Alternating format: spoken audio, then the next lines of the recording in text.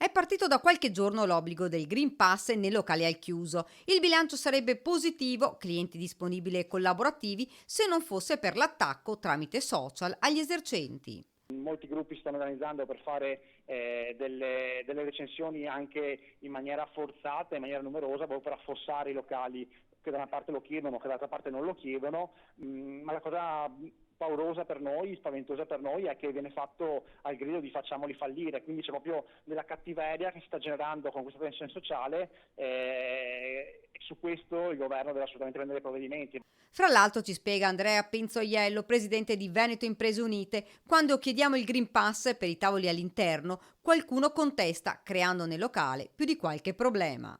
E lì appunto scatta tutto quel meccanismo di contestazione fatta a noi quando siamo anche noi in un certo senso delle vittime in questa norma che ci è calata dall'alto e che molti di noi hanno scelto alla fine di rispettare. Non solo, ma sta circolando anche una mappa con i locali che non chiedono il Green Pass. Sì, è stata fatta una mappa di tutta Italia, una semplice Google Map dove ci sono appunto questi indicatori dei locali, delle palestre dove non viene chiesto il Green Pass. Io ho avuto modo di vederla, per curiosità sono andato in veloce a zoomare su Treviso, non è stato indicato praticamente nessuno, se non mi sembra un'associazione sportiva dilettantistica in Fonderia e un paio di locali tra Montebelluna, Vittorio Veneto e Castelfranco.